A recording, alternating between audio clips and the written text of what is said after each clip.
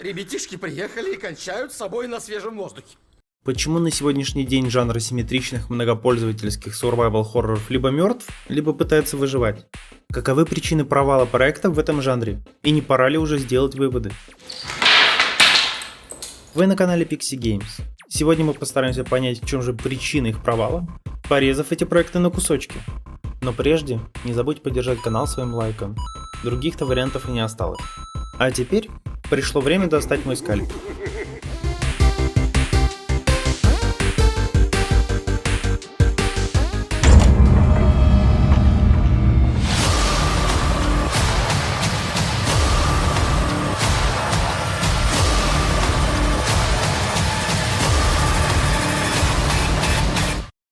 И что мы здесь имеем?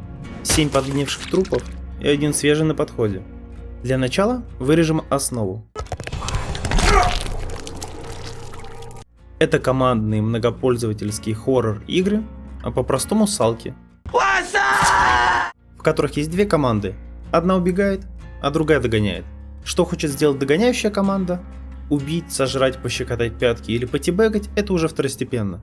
В команде убегающих в среднем 4 игрока, а в команде догоняющих всего один бедный, одинокий, грустный убийца.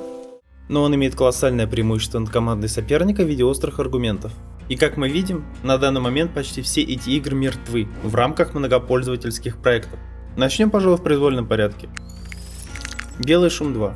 Есть энтузиасты, которые еще заходят в эту игру, видимо просто побегать с друзьями, но мертвые так просто не воскресают.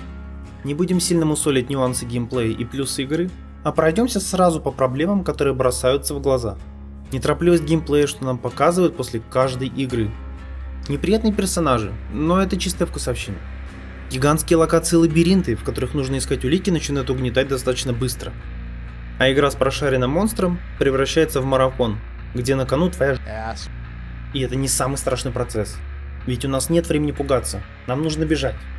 А необходимость изучать локацию после смерти для помощи выжившим превращает эту игру в еще больший симулятор ходьбы. Есть еще куча других проблем, но думаю, этих было достаточно для сильного оттока аудитории на фоне других подобных проектов, вышедших в этом году. Уже в следующем месяце, как черт из табакерки, выскочил Джейсон с игрой «Пятница 13», и старт у игры был неплохой. Сыграл ли на руку известная многим франшиза или хорошая работа с инфлюенсерами, уже сложно вспомнить. Но финал у игры такой же плачевный. Периодически заметны скачки аудитории на фоне сходок стримеров в эту игру, но игра не способна удерживать необходимое количество аудитории. По некоторым причинам. Ограниченность франшизы. Ничего кроме новых видов Джейсона игроки так и не увидели, что ограничило игру в маркетинге, в разнообразии механик и в самих локациях. Рудиментальность некоторого количества механик, например, зрелищные убийства, которые ничего особо не дают, сильно большие локации, из-за которых игровой процесс сильно затягивается, а также отсутствие глубины в игровом процессе. Конечно, это не все проблемы, но в этой маске было достаточно много дырок. Спустя 2 года вышла Last Year. Симпатичная графика, неплохой динамичный геймплей, перспектива отложить кирпичи на каждом шагу. Так что же пошло не так? Игра была эксклюзивом ларька Discord, который уже никто и не вспомнит. В Steam она появилась спустя год. Без особого пиара на том и сдохла. Негативно еще сказалась возможность давать полноценный отпор убийце, система обязательных классов в матче, у которых есть определенный дисбаланс, ограничения в школьном сеттинге и изюминка на этом потенциально невонючем торте — нацеленность геймплея на кучное перемещение игроков. А чем толпа больше, тем храбрее самый трусливый. Пора покопаться в более свежем дропце. InSilence хоть и неплохо стрельнул по продажам, но имеет такую слабую основу, на которой ни один убийца не устоит. Первый раз. Полностью несмотрибельный игровой процесс с точки зрения маркетинга и стримеров. 90% времени вы как полуночный обжора будете метаться от света к свету. Год раннего доступа, который ничего не дал. Отвратительный интерфейс, поиск маленьких предметов в маленьких ящиках. Ну и недостаточное разнообразие для подобной игры. Но есть и парочку хороших моментов. На фоне Last Year в этой игре у нас есть возможность разобраться с монстром, как один из вариантов прохождения, уже ближе к концу сессии, что не мешает игроку чувствовать себя настоящим монстром в течение большей части игры. К сожалению, игра изначально и не планировала развиваться. судя по ее core геймплею и самостоятельно созданным ограничениям. А на десерт я оставил парочку старичков. Это Глубина и ДБД. Глубина — это достаточно интересный проект. Хороший сеттинг, ничего так не пугает, как морские глубины, где никто не услышит твои крики. Хоть он из-за этого и ограничен морскими обитателями, но благо люди за всю свою историю увидели достаточно монстров в этой тьме. И даже скажу больше, эта игра решила одну из частых проблем подобного жанра, а именно соотношение игроков. Так как мало того, что для подобной игры нужно большое количество народу, главное это пропорции игроков. Здесь нет нужды играть за убийцу в одиночку. В этой игре вы бравый отряд морских хищников, что позволяет вам пережить оба опыта вместе со своими друзьями. В наши дни эта игра визуально уже устарела. И как по мне, она чересчур быстрая, что ее превращает скорее в простенький шутер, чем в полноценный хоррор. Да и глубины механик не хватает для продолжительного удержания аудитории. И вот мы приступаем к вскрытию настоящего монстра этого жанра. У Dead by Daylight гигантский онлайн спустя много лет. Шикарнейший маркетинг с привлечением культовых персонажей хорроров. Достаточно быстрые сессии, большое разнообразие персонажей и локаций. Большой пул способностей, которые сильно углубляют игровой процесс. Да и сам геймплей требователен к скиллу игрока. Атмосфера и звук заставят вас обделаться, как только вы слышите до боли знакомые нотки. Конечно, и эта игра не без недостатков, но она неплохо нивелирует это регулярно выходящим контентом и постоянным привлечением новых игроков. Так какие же могут быть проблемы у подобного шедевра, который царствует над трупами? А это то, что убийцы в ДБД похоже ловят только механиков. Все эти годы люди чинят генераторы. Никаких новых режимов, целей или просто других способов сбежать. Хорошо это или плохо, вопрос риторический. И ничего не стоило бы добавить новые подходы, так как заготовки уже есть. У персонажей Фредди Крюгера и Пилы есть альтернативные объекты взаимодействия, которые могли бы заменить генераторы. Не забываем про проблему пропорций игроков.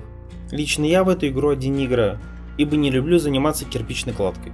И само собой мы играем только за выживших. Но самое главное, что я хочу отметить, у этой игры очень крепкая основа, которую можно развивать и дальше. К сожалению, желаемое направление развития и интересы компании не всегда совпадают.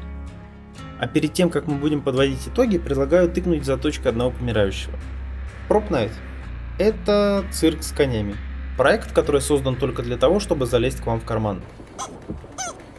Это микс ДБД и WeChat. У игры симпатичный визуальный стиль, узнаваемые убийцы, монахини из проклятия, Гренни, Лукси из Крип ТВ, одна из сестер из Резика и, наверное, отсылка на аниматроников. У игры нет прокачки, нет никакой кастомизации, кроме изменения внешнего вида, но только для выживших. В игре жуткий дисбаланс в сторону выживших, где выжившие могут толпой сбивать убийцу, превратившись в ближайший диван. А визуальный стиль, вылетающие монетки, возможность пернуть в любой момент нужны, чтобы расширить аудиторию. Эта игра не страшная, но хочет такой казаться. Поддержка издателя недостаточная для нужного роста аудитории. И как довершение ко всему куча багов, напрямую влияющих на игру. Из-за того, что игрокам дали чрезмерно много свободы в перемещении и трансформации. Эта игра заработает свои деньги. И уже через пару месяцев мы о ней больше никогда не услышим. Да и она сама в этом не заинтересована. Чему свидетельствует отсутствие роста игроков на фоне большого количества стримов.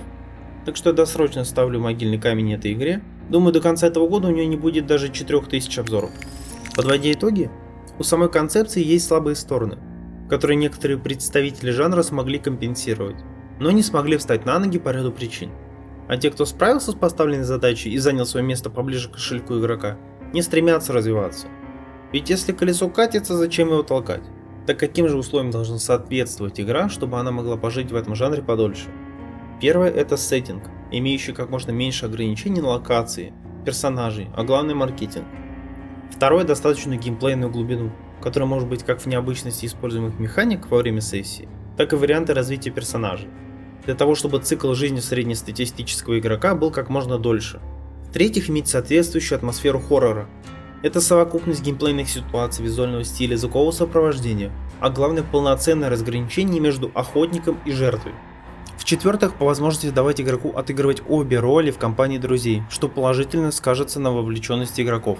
Как, например, стая волков, охотящаяся на жертву. Волков можно заменить кем угодно. Локации могут быть очень разнообразными, от заснеженных гор до постапокалиптических улиц. А геймплей заключается в том, что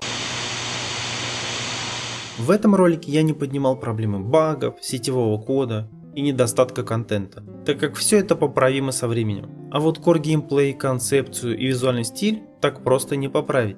Спасибо тебе за просмотр, надеюсь этот ролик был интересным. Может тебе пришли интересные мысли по поводу своей концепции.